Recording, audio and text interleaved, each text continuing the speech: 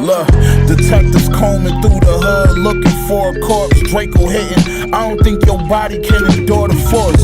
I whipped the fish up with a fucking hanger or a fork. Told that bitch, go ahead, sniff what you want. There's plenty more to snort. I had an outstanding warrant for a short. Turned myself in, rocking Louis and all my jewelry. I wore the court.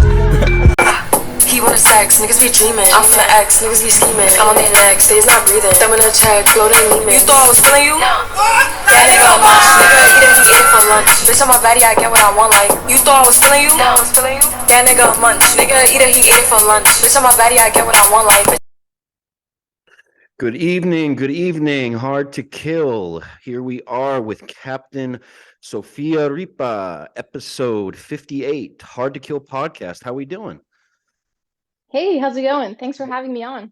Absolutely. So you are officially the first female on the Hard to Kill podcast. Fucking A. Give her one, awesome. Guys. Kill. I'm super excited. We've been wanting to put some female leaders on here. I'm stoked to have you on. I appreciate it. No, this is great. I've been listening to your episodes and I like how much of a diverse like guest list you have. So it's like a little bit of everything. It's not just pigeonholed in one thing only. Yeah, that was honestly like one of my goals is when it comes to like military podcasts, it seems like people are just like putting the sexy out there, like the best of the best, the guys that killed all the Taliban with one bullet, and you know what I'm saying? I kind of wanted to show like the people that are, you know, behind the scenes on things and that you don't hear as much about. But so if you don't mind, let's get right into it. So how about we start on your come up? How did I saw that you immigrated to the United States in the late 90s? No, so that was 2010. 2000. Yeah, oh, my bad. I was a little off. Gotcha. Yeah, 2010. Okay. I was 14 years old. Okay. We moved from Argentina to here. I got involved in a veterans organization in high school. And basically, they just pair up high school kids with veterans. You interview them, you write their story, and it's part of a congressional history project. Oh, wow. And I just fell in love with it. And I thought it was a good way of kind of like earning my place in the States. I felt like very privileged to be here. So I was part of the DEP for a hot second. My parents told me to go to college. I went to college. I hated it. You hated it, huh? They must have loved that. So I did graduate, and then I got my citizenship in 2016, I want to say, and then went to OCS, commissioned after, and that's kind of how I got to joining. Okay. How was OCS? OCS, I thought it was hard. Yeah. A lot. Let's be real. Everyone says it's so easy. You know what I mean? Come on, let's be real. Funny enough, I thought the physical part was the easiest part. I was never an athlete growing up, so I think I over prepared. You say you were never an athlete, or you were an athlete? I wasn't. Gotcha. I ran in high school for like 2 years. Like I don't really consider that like a sport per se. I grew up dancing, so like I didn't know how to work out, and college kind of taught me that. So I was a little bit worried about the physical aspect, but I think that was the easiest part of OCS. I think it's kind of like the pressure, like they put you on the spot and they're like, okay, let's fucking go, right? And you're like, I'm still learning how to talk, right? Like it's such a culture shock. So I had a pretty hard time. I actually did not have the grade requirement at the end, so I got boarded. I was like a 0.01 off or something, but like it's a big deal at OCS, and had to explain why I should be there. And I like wrote a speech in my like little notes. For some miracle, they let me graduate. And the staff actually, I think the staff had my back, the enlisted. They pulled me in afterwards, and they're like, fucking pay it forward. Like, we did this for you. Like, that's badass. You better fucking put out. And I was like, fuck, okay, like I really gotta work now. So what's the breakdown? Is it like half enlisted, half officer that run it, or who really runs the show, if you don't mind me asking? So at least when I went in 2017, It's mostly enlisted. Okay. We had a captain that was in charge of us. Didn't really see her as much. No, it was a gunnery sergeant and two staff sergeants. And they were all like, two of them were Hispanic, one was Black. A lot of our like staff was Hispanic, so like I felt pretty at home. And actually, I was worried about being a minority. So I went up to one of my instructors. I'm like, hey, like this candidate is worried about this, and like she's like, shut the fuck up. Like we're all fucking minorities. Like you'll be fucking fine. I was like, We all oh, bleed okay. green, baby. I feel you. Yeah. So she's like, chill the fuck out. Like you're fine. Just go fucking do your job. I'm like, all right, got it. So it was, yeah, it was pretty much all enlisted, and most of our class was prior enlisted. So like all my peers were like staff sergeants, and like I think one of them was like about to be a gunny. Some were like sergeants and corporals. So I had like an immense respect for them. And like they helped me Now, make it through. if you don't mind me asking, who kind of put in your head to go officer, or was that just something that you envisioned doing? I mean, I didn't really ask you. No. I mean, not everyone just decides to join the Marines now. Let's be real. Yeah. Baddest of the bad, toughest is tough. That's us, baby. So Yeah. who kind of made you do that, or is that just something you always wanted? No, I just wanted to enlist. I was in high school, I was ready to go. I loved the physical aspect of the Marines. I loved how it was challenging. It just seemed very like black and white, like clean cut, like these are the requirements, like you meet them, like you get in, and like we're gonna work you hard. And it was my parents saying, hey, like at least give college a try. But like I told you, I didn't really feel like I got much out of it. So I graduated early, not because I'm a good student, but because I didn't want to be there anymore and I just wanted to work. Hey, And at whatever that works. point, yeah, whatever works, it got me through. At that point, it maybe was more of a logical decision of, well, I have my commission. It is like I knew it was a better lifestyle. I was in ROTC for like a hot second, and I told one of the meat steppers, like, I'm gonna drop. Like, I don't want to be in college. I want to work. I'm going to enlist. And she just told me, like, Ripa, shut the fuck up. Just keep going. You'll be fine. It's a better lifestyle. Like, you'll thank me later. And I sure did. Because I do think we get a lot of privileges as officers. I mean, it's more responsibility at the same time, right? So it's a balance. But yeah, I think the enlisted go through a lot more hard shit at the beginning that maybe we don't. And it doesn't seem fun to be living in the barracks. Hey, I didn't want to say So, anything. I didn't want to say anything. so I feel very privileged to be able to have done like what I did. But So- like it's all thanks to the enlisted around I me. forget what you said in your bio that made me think this, but so obviously I have a lot of military podcasts that I follow, and Jocko is definitely at the top of the list when it comes to military stuff. And I don't remember which podcast it was, but he was talking about leadership, and he was kind of talking about how it's kind of evolved over the years. And just speaking from experience in my time, leadership and the way they tried to teach was just fire and brimstone, yelling, you know, do this or you're gonna die and we're gonna kill you, and you know, put the fear of God into you. But he kind of broke down how that's kind of a shitty way to do it. I mean, everybody learns different, and not everyone. And honestly, what besides getting the shit scared out of you, what do you really pick up out of that? And he kind of talked about how one of his mentors or the best leader he ever had really broke shit down to him, explained it, unpacked it, took the time, and he really outlined how much that helped and how much it made him shine as a leader. How do you feel about that? What's when you think of a leader, what comes to mind, or what kind of values really do you think of when you think of like the shining leader or your mentor who you would want to, you know, base yourself off of? I know that's kind of like a triple prong question, but do your best. Yeah. Hard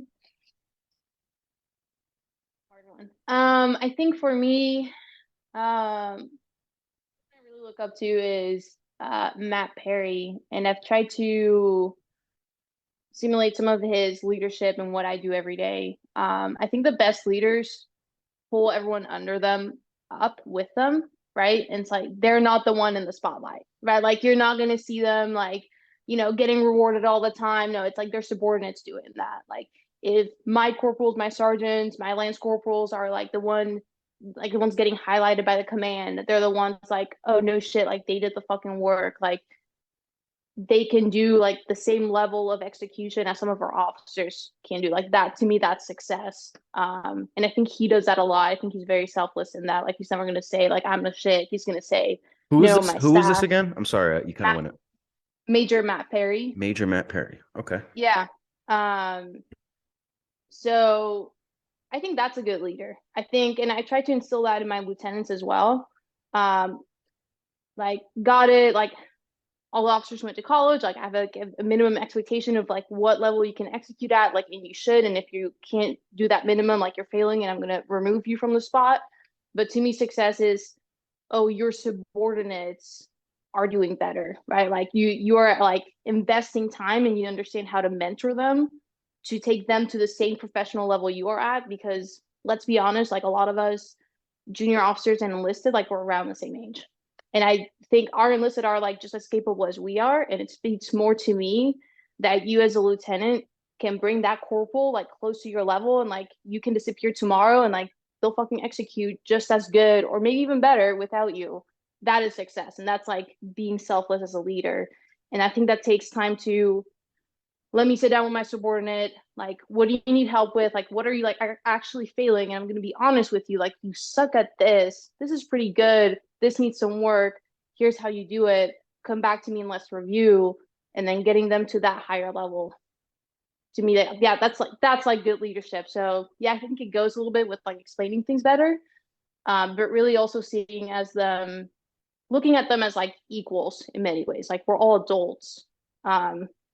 In effect, but like, also knowing how to walk that line as well, I'm sure. Yes. Which, and I think, I've had issues with that too. I think I may be too casual at times with my Marines, but the best ones I've had, like they know when the casual time is and when it's like, okay, let's like time to work and be professionals.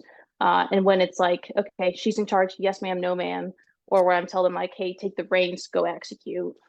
So to me, coming from the enlisted side, it meant so much to me when my officer was real like that to me and could keep it transparent. It made me want to go the extra mile and to show them that, listen, I can walk that line and I want to make you look good because of what you're doing for me. So I think that really falls on to the Marines as well, because if your officer is going to be real with you and keep it a buck like that, you want to show them that was a good decision for them and that they can trust you to be able to walk that line and ultimately make you look good so the team can succeed. Exactly. And it always meant something to me when an officer could be humble. And for example, like in a deployment scenario, we would get new officers all the time on convoys that I was on. And usually I or someone in my team would be the senior corporal. And usually that officer being, the highest rank, he would be the convoy commander. He wouldn't know what the fuck's going on in the convoy. But for him to come to me and be like, hey, Corporal Icardi, tell me what's going on, school me up what I need, and, tell me what I need to know. Just him going that extra mile and humbling himself to ask me versus him being like, all right, guys, this is what you're going to do. Even though I don't know anything, I'm going to act like I do. And I'm sure you can see that dynamic in different things that what you do, but that just means a lot to me when an officer can do that, and it makes me want to make them look good by different things that we do. So I guess it can be a double-sided sword in that scenario. But so okay, tell me a little bit, from your bio, man, you stay busy, you bounce around a lot, huh? So what was, let's go to your first command. What was the out of OCS and from OCS, you go to your job school, correct? Or do you go to your first command? CBS. So Okay. we go to OCS, TBS, which is 6 to 7 months long, depending like what time of year you go. It's just like basic infantry course is really what it is. After that, yeah, you go to like your MOS school. I got injured, so I went and worked at Headquarters Marine Corps for like a hot second, was reinserted into training at TBS, graduated, then went to Oh, you had to do it. Oh, OCS. you had to do it over again. Oh yeah, yeah. Oh, I did two almost I'd say like almost like double the POI. oh. So you really got to stay motivated to go and do that again, Oh man. my God. There were some dark times. I bet. I was, yeah, it's like, Where'd you pull that motivation from? Would you say how do you stay motivated going through something like that? um, I probably wasn't for a lot of it. I think I got to a point where I was like, okay, like I can like keep feeling sorry for myself, whining, like why me, or I can take this opportunity to do something better. So I try to learn more about my job at Headquarters Marine Corps, try to get a little bit more involved. And then I started my master's. So I'm like, I'm not Oh, doing damn, good much. for you. Thanks. Yeah. So I was like, I might as well do something with my time. Absolutely. Yeah, no, it took some dark times for me to be like, okay, stop whining and just be productive because I mean, you're not it's getting not better. easy being real with yourself like that. You know what I'm saying? But No, sometimes you no, got to. no, no. I think we get think when we're at our saddest, it's also when we're at like the most selfish versions of ourselves, right? Because like, why me? Like, why is this happening to me? It's like, no, nothing's happening to you. Like, this is just how it played out. Yeah, exactly. Your reaction is going to determine like, is this going to be a productive time for me, or am I going to let it like sink me in deeper? And I was like, okay, like wake up, do better. And quite honestly, my second time going through TBS, everyone knew I had been there already. So like I think I had not immediate, but a pretty quick trust with the new students coming through. And I really appreciated that. And like to this day, like we stay in touch. So that it was very special to like go through with like a student body that was like, hey, like we know that you've been here for a second, like can we rely on you, and like being able to help them out. That was great. Definitely. I can see that. That's dope. Okay. So where was the first duty station? Camp Lejeune. So I've been Jeez. there for the last 3 years. So I went to CLR 27, Combat Logistics Regiment 27. I was the motor transport and maintenance platoon commander at the regiment. The platoon ranged anywhere from like 50 to 70 plus Marines. Maintenance, I think we had about 12 dudes in maintenance. And then we had our own motor pool to maintain, was about 50 vehicles. And then another motor pool that was a little over 50 vehicles. That was a communications company. So we're like about a little over 100 vehicles to maintain and drive. Then I got bumped up to maintenance management. Then the S4 Alpha, the logistics officer assistant. And then I think the best job yet. I got company command at landing support company, and that's, I think being a captain and being a company commander is probably like the sweet spot on the officer side. And if I could stay there forever, I probably would. What do you like most about it? For one, the personal relationships. It's really, you're building a family. It's really what it is. And like, it's tough, right? I think you have to be very, very honest as a commander, right? I can't just like, hey, like, the ones that aren't doing too good, just help them out, give them handouts, because that's going to reflect on, well, you're holding us to a high standard, but you're letting someone else skate by. So sometimes having to be that like, no shit, like, hey, you're fucking failing, like we're gonna correct you or you're gonna leave us. Facts. Kind of being the bad guy sometimes Sometimes you got to sucks. be the hammer. You do, right? But I think those conversations led those people to be better, and like I have a good standing relationship with them. But we build a really good culture. I think we built a very important culture on PME, on tactics. I didn't like how far logistics was from being tactical. Like we don't just do admin moves, right? Like people fucking die in rollovers. Convoys get attacked all the fucking time. It's a very vulnerable spot, and if you don't know how to carry yourself and how to execute, like you're gonna kill more people Facts. that way. Facts.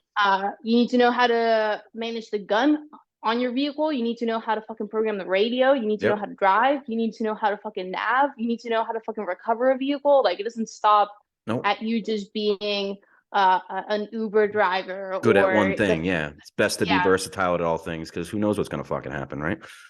exactly. So we had a huge focus on offense, defense, PB ops, just weapons handling in general, understanding, I don't know, maneuver a little bit better, understanding camouflage a little bit better, understanding signature management better. And a lot of that we did through TDGs, case studies, and then like actually executing in the field. And I think that brought everyone's morale up because that's what we came to do. We want to do Marine shit. We don't want to just be behind a desk, right? We don't want to just deliver stuff. We want to feel like real fucking Marines. So like we went and did Marine stuff. For sure. I think that's everyone's, outlook on it. I mean, is deploying something that you definitely want to do? Would you want to get downrange and, Mm-hmm. Okay. Yeah, absolutely. Yeah, I'm with 2nd Battalion, 7th Marines now.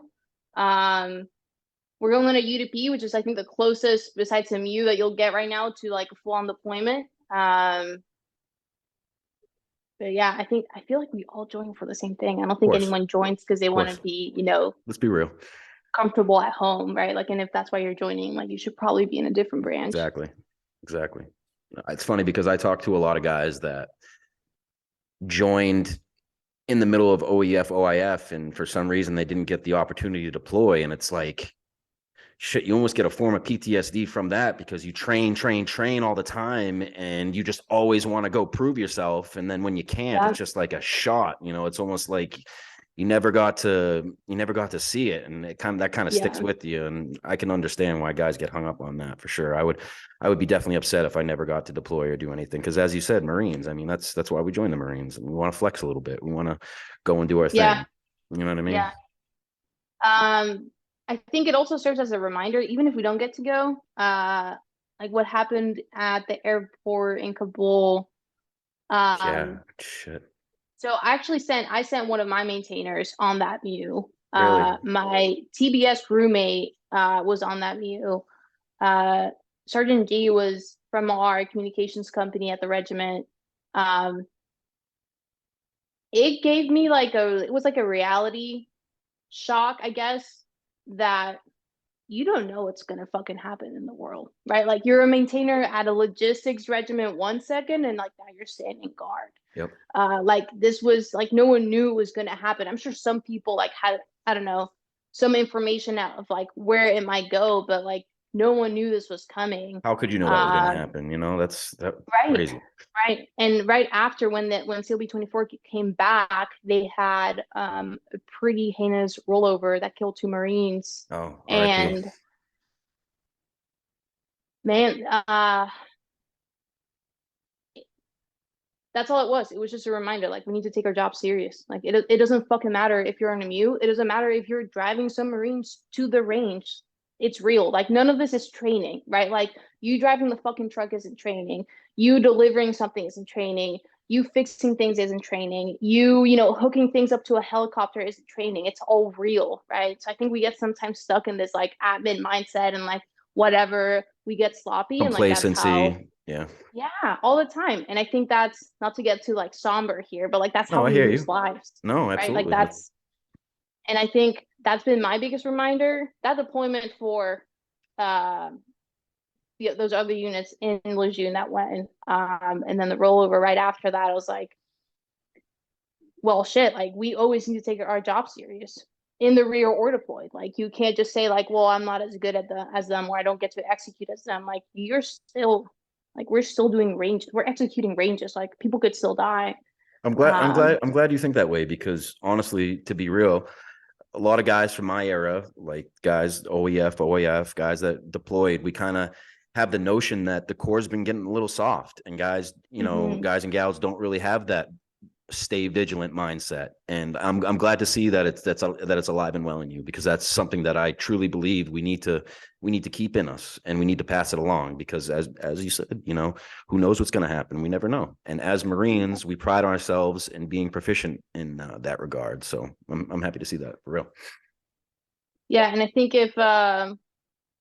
I think it's easy to get not down, but I don't know, maybe bored because, not as many things are going on, like no one's really going out. But if you don't want to be part of this very specialized force with high standards, difficult training, leave. Like, I'm Do not you see asking do you you to see stay. that? Do you see that often with like maybe some of the younger cats or this generation?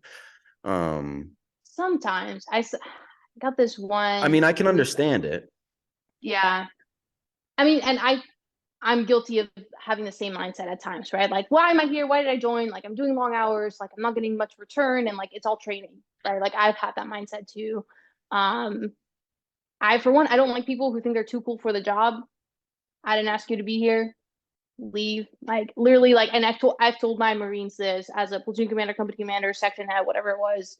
You want to leave, I will help you leave. Don't worry. Like you're Yeah, we taking don't up need you. someone's seat. Yeah, Right. exactly. Like I will help you. I will write you a recommendation letter to get the next job. Like it's not out of spite. Like I will help you transition into something you would rather do. Because I want to create like better citizens, not bitter, lazy people. I see that sometimes, but at the end of the day, is that do you want to be a ready force that can leave at any second and like get the Absolutely. fucking mission done? Yes. If the answer is no, and like this is not a shot at people that want to get out, if that's not what you want to do anymore, like don't hold the team back.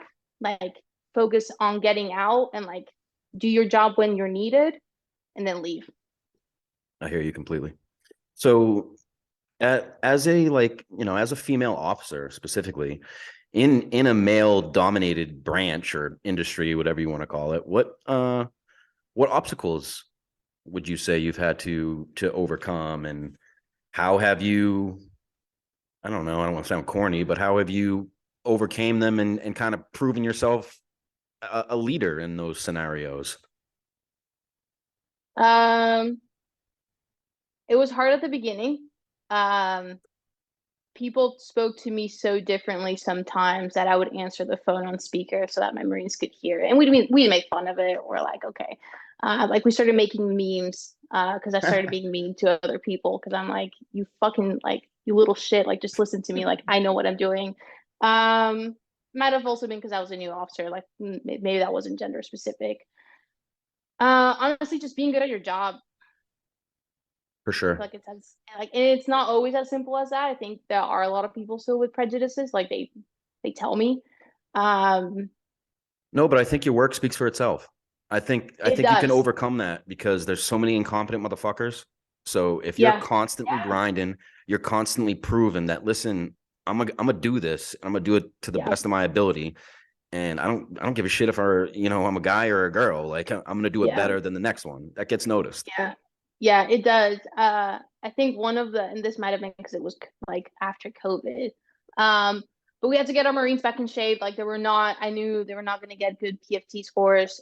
This was when I was a platoon commander. Some of my sergeants were still like in shape, but like the big bulk of the platoon wasn't where they needed to be.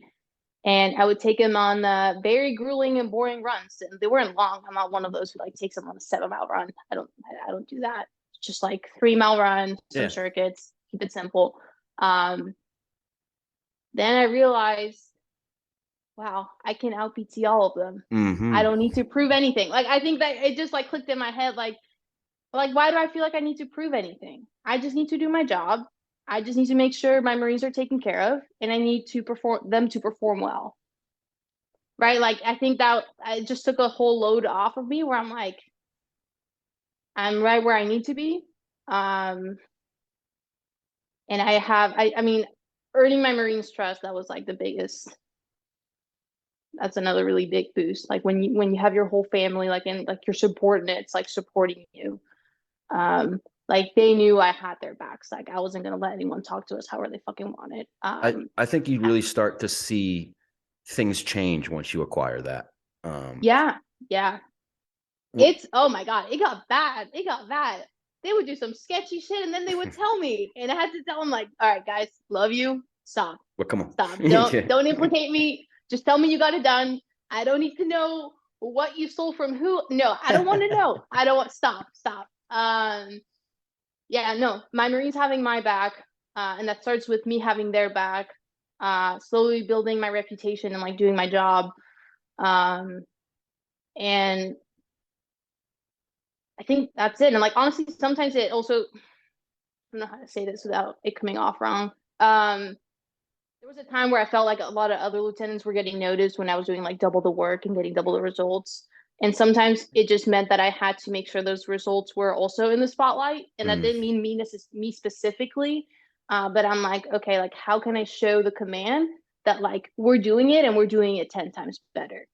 And I started putting my NCOs in charge of briefs. Like they kept giving me convoys to brief and to plan and whatnot. And I'm like, I don't know how to do this.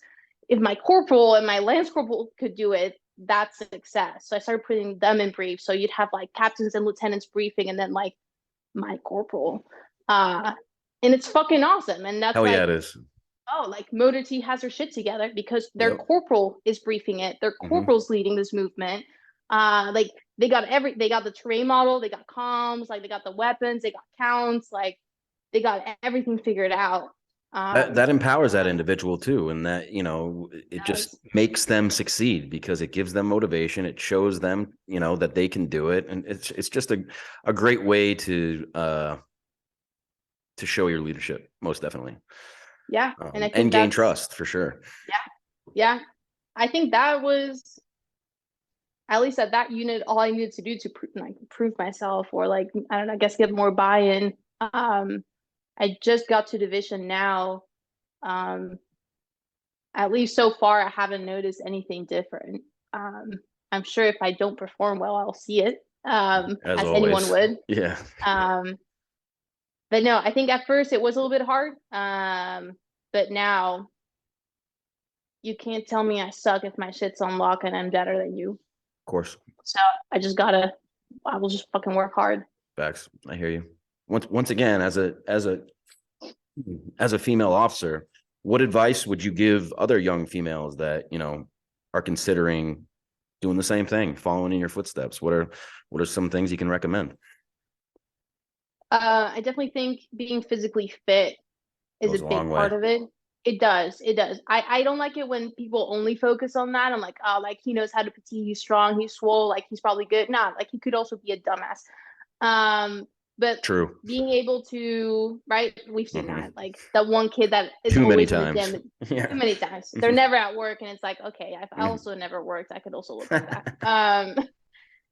But that shows confidence, and it shows that you're capable of getting yourself to a certain standard or level, and then being a big student, and also being humble. Like I think you mentioned it earlier. I so agree with that. It's huge.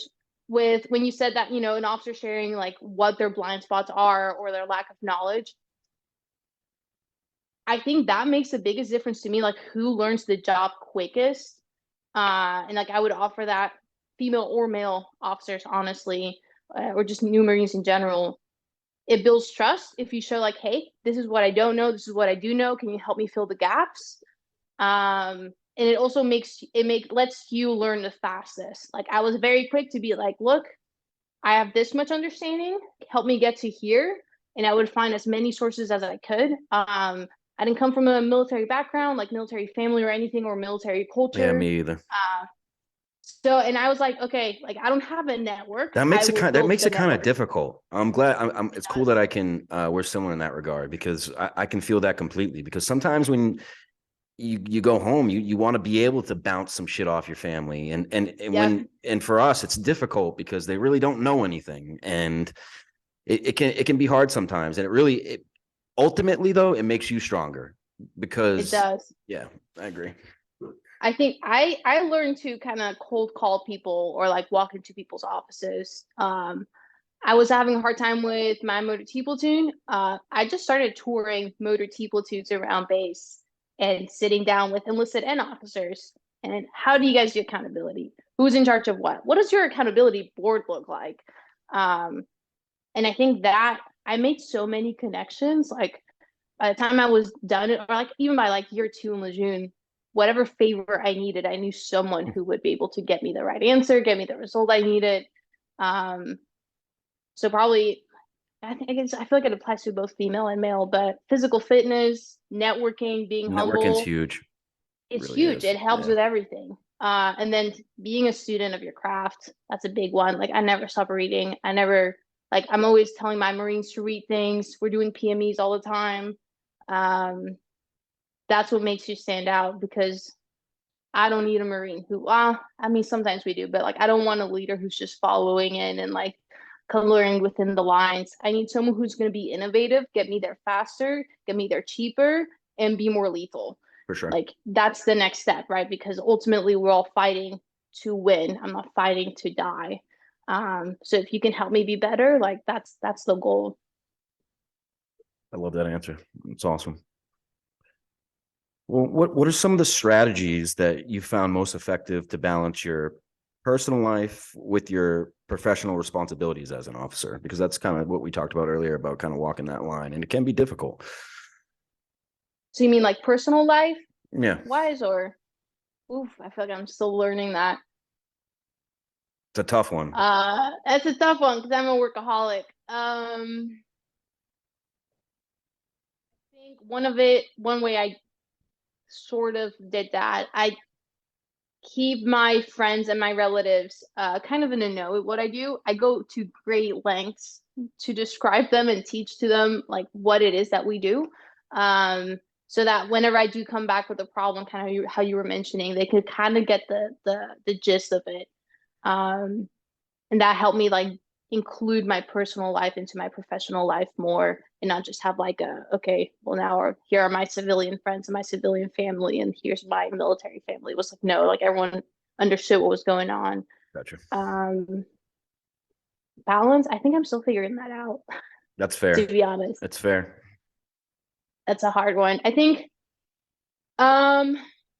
different billets allow you to have different types of balance. So some billets, right, they're not as time consuming.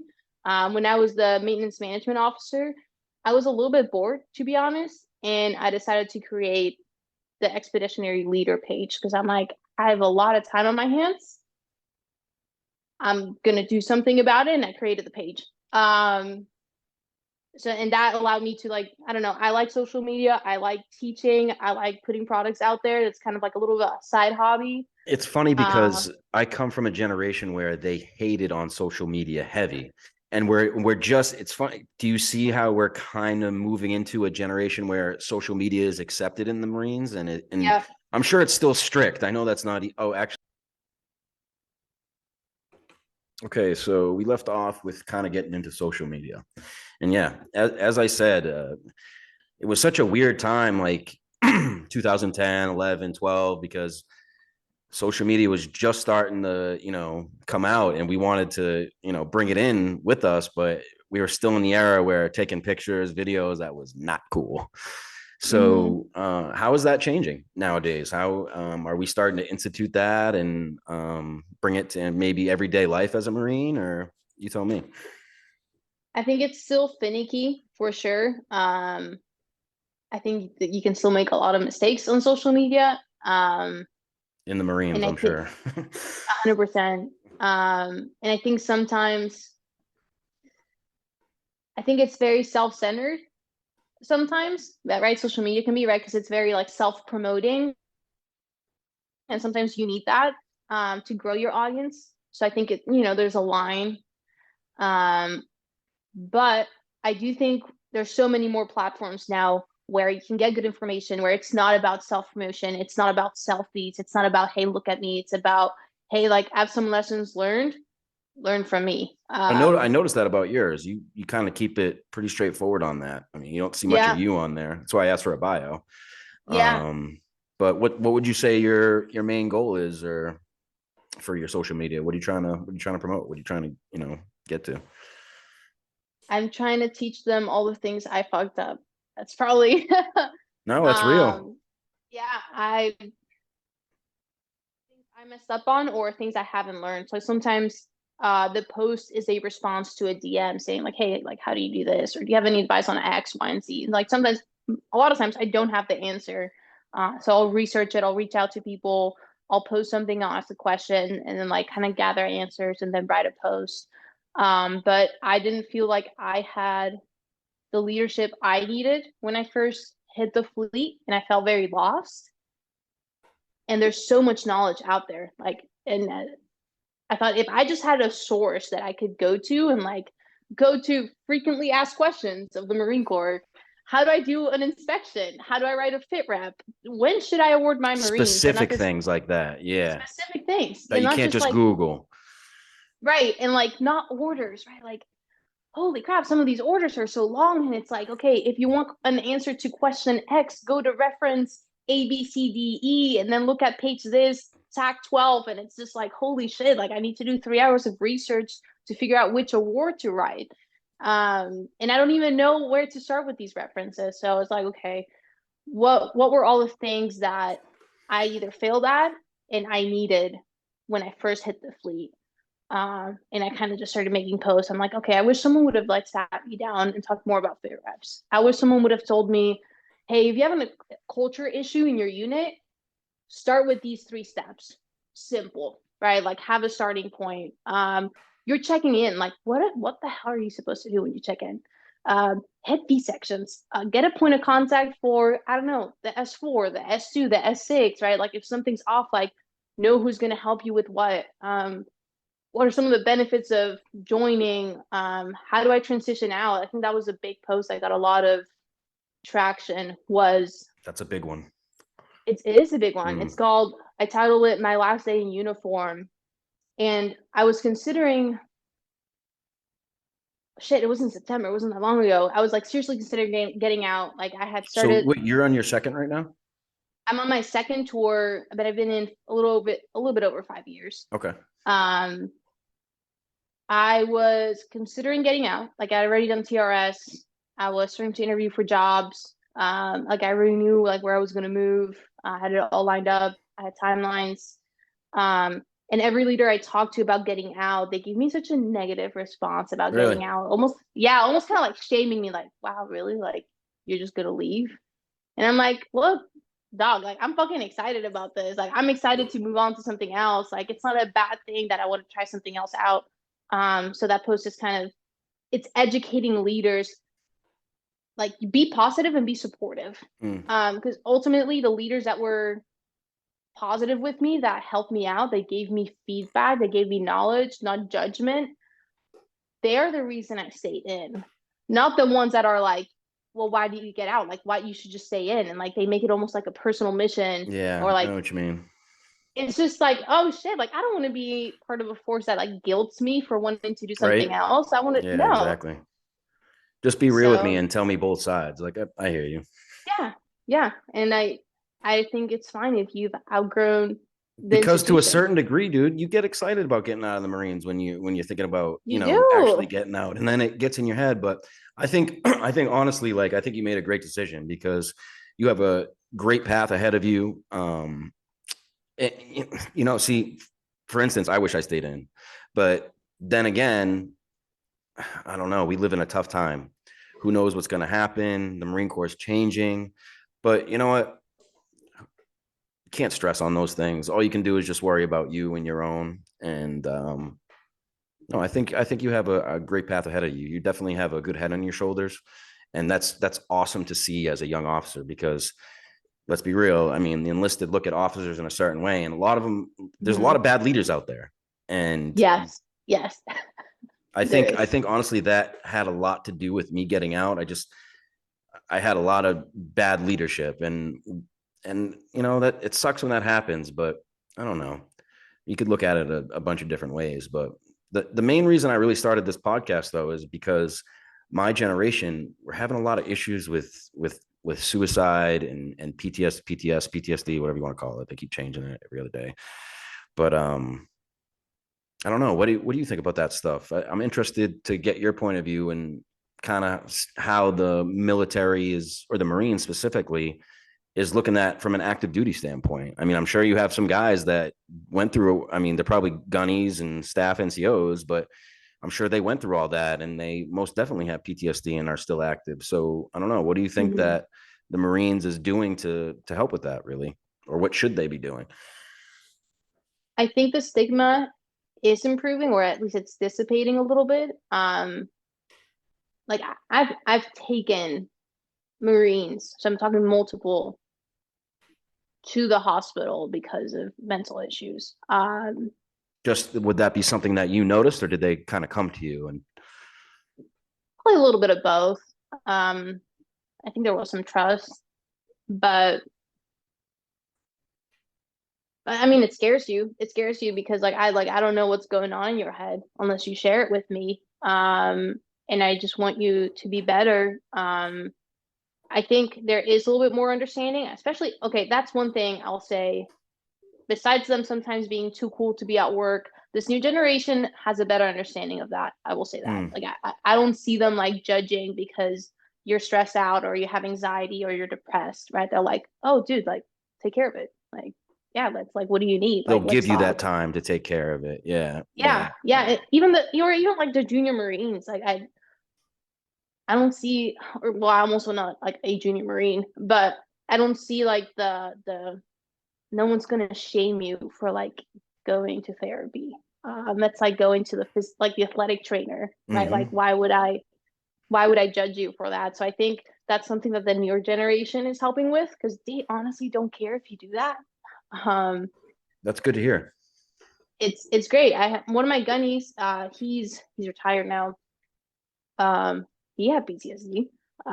Great fucking gunny, great chief. He was on his way out when he started working for me, and he would just tell me like, "Oh, it's Wednesday. It's time to talk to the wizard." And I'm like, "Okay, have a good one." And like, like it was just like it was a doctor's appointment, right? Like it wasn't, "Oh, are you okay? Like, what's going on? Like, are you sure you can handle all this?" No, it was like, he just wanted someone to talk to, and like that's what he would go do.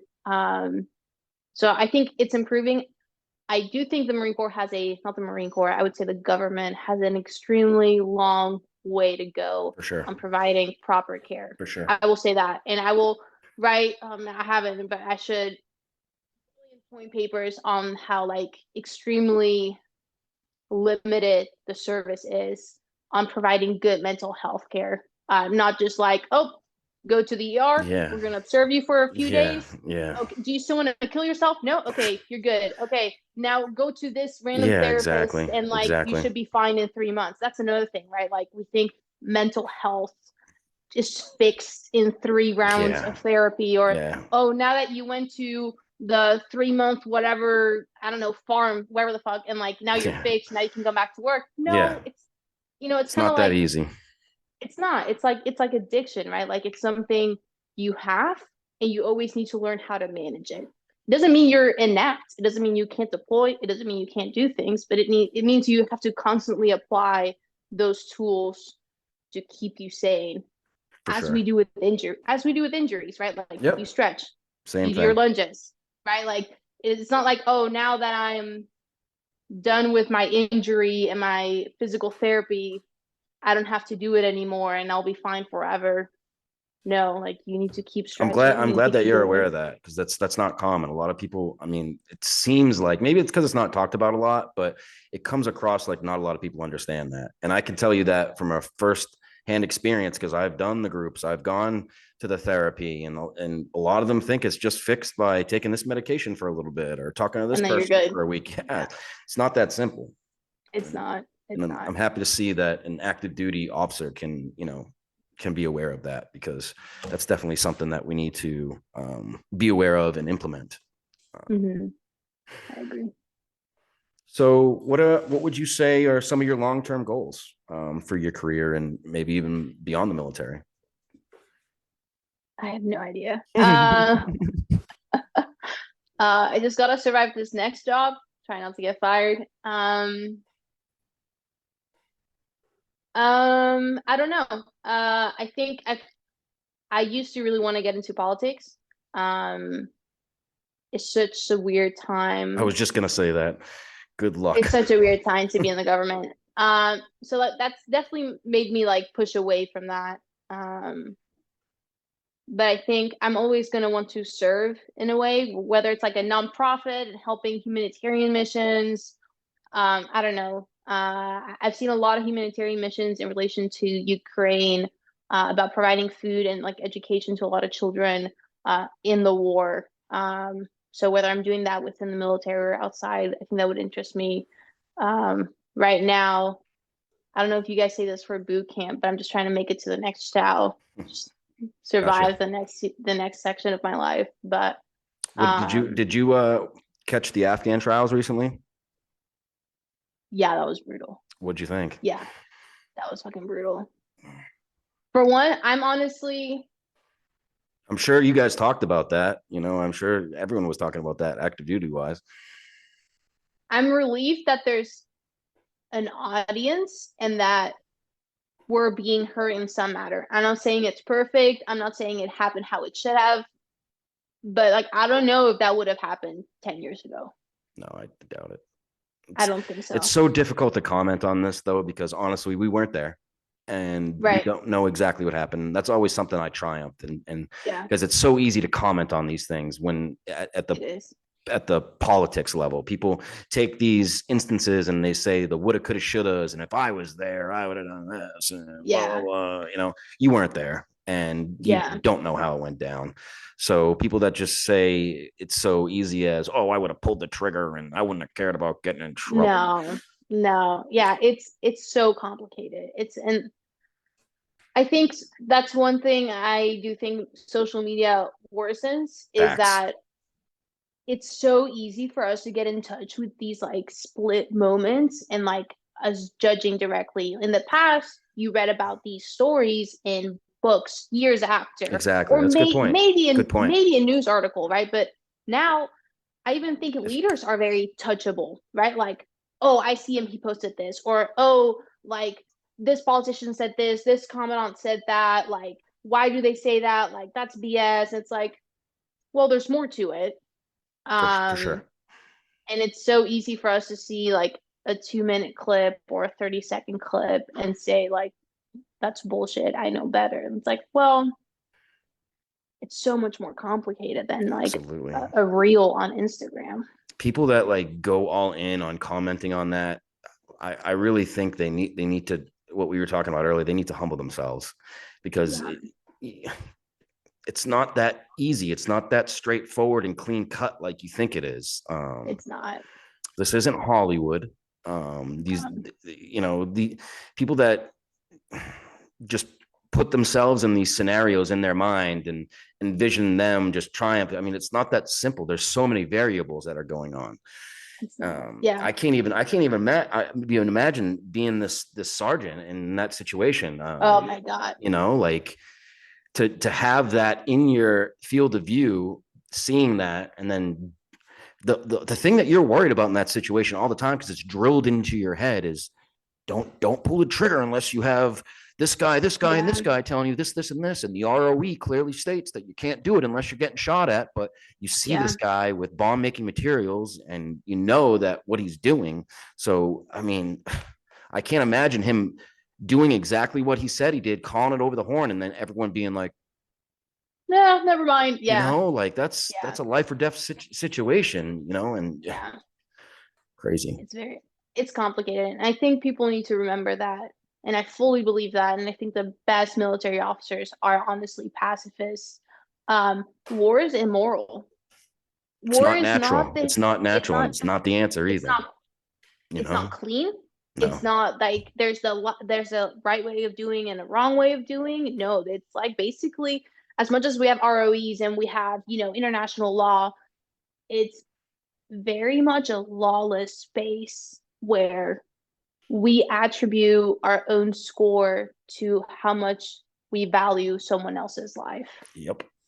Well put. It's immoral, right? Well, and like I think that's why we join, right? Because like someone has to do it, right? Yep. Someone's it's fucked up. It's fucked up when you think about it. It's fucked up. It is. But us trying, and like I don't even know how the sergeant did that. At like coming later and like testifying with such a big audience, like that takes some balls. That takes a lot of like seriously personal work. I commend that guy, man. I can't imagine going on that stage and talking about the thing that you're most traumatized about. Like fuck.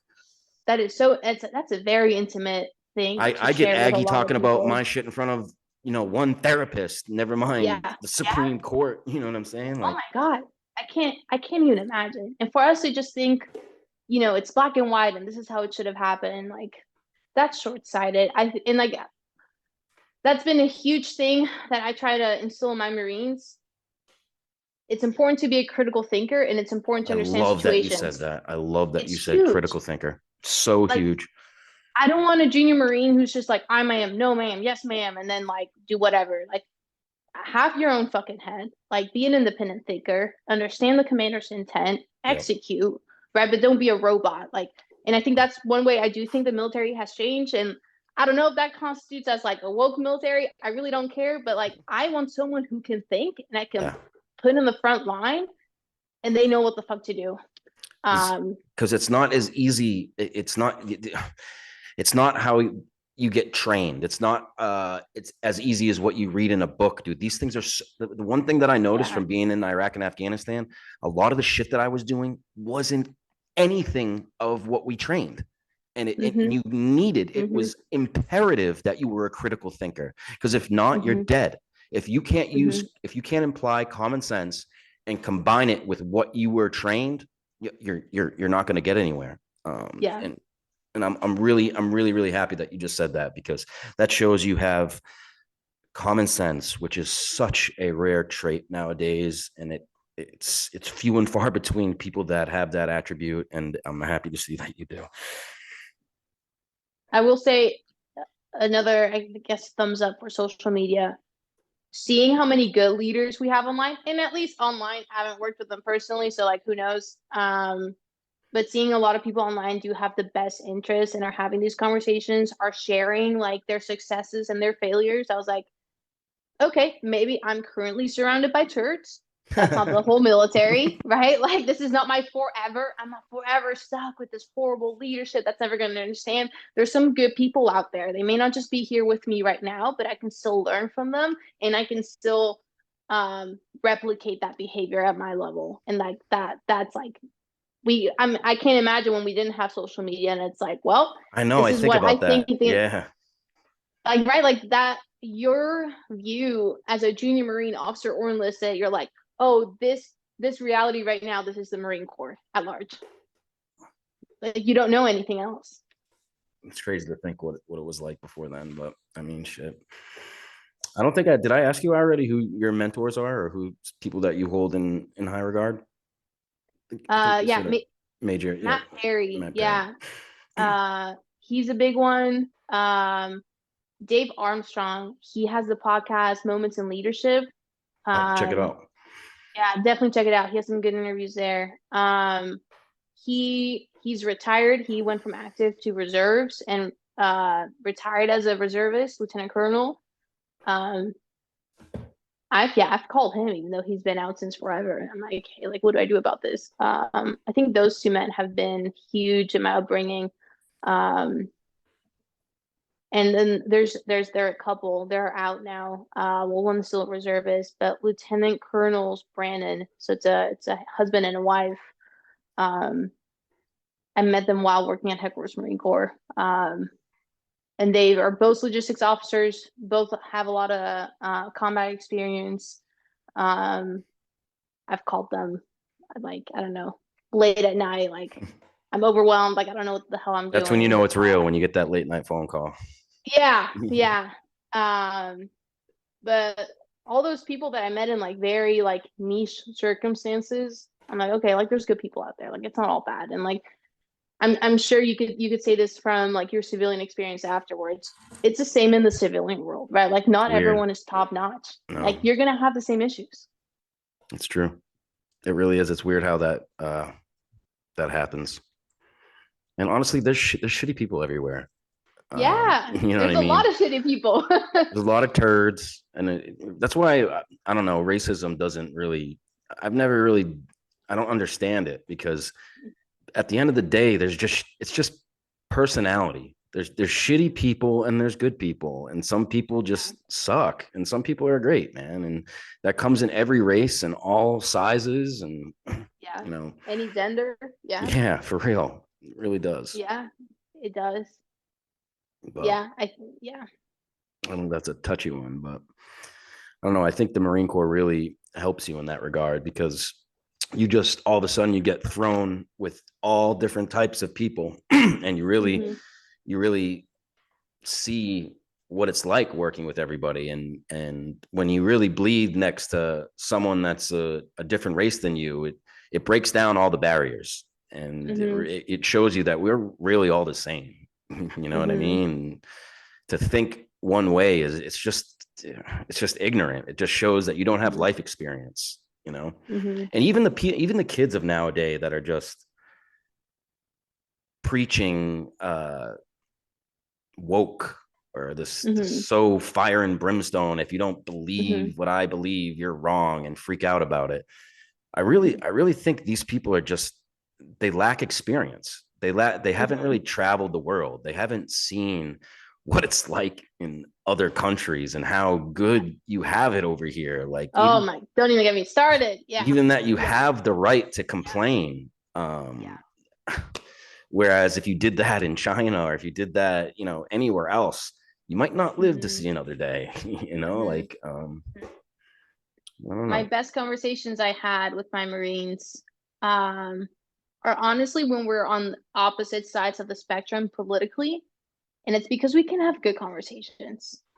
Right? Like, I can find people who think like me all the time. Like, I think we all can, right? Through our network or social media, whatever it is, but having good conversations with people that you may not see eye to eye with, extremely productive conversations, like smart conversations about like, well, why do you think that way? Well, my experience has been X. Oh, wow, I didn't even know that happened in that part of the country. That has been huge. And Stand by agree. one sec for me. Okay.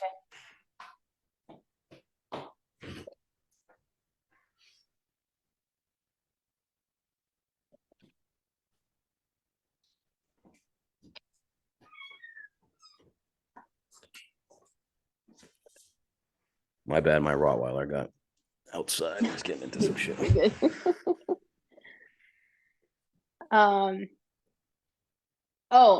People thinking that, or forgetting how privileged we are where we are right now. I see a lot of people, and again, maybe it's the algorithms that I'm looped in online, who knows? I know. But I'm seeing a lot of videos of people like, well, I moved to Costa Rica and I did X, and like, it's such a better lifestyle, and like, I moved to Spain or whatever.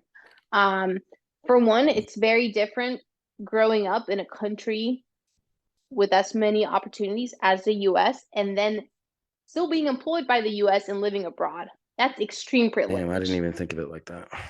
You see what I'm saying? Like, that's like colonizing again, but reverse, right? Like, that's so I'm trippy. taking my earnings, right? I'm taking my earnings, going to where you live, and I'm like, oh, it's so cheap for me here. Yeah, no shit. You came from a better place, right? But like, had you grown up in that in Costa Rica, or had you grown up in like, I don't know, wherever else, Panama, you wouldn't have been in the place you are now. You're in this place because of the opportunities you had in the country that you came from. Facts.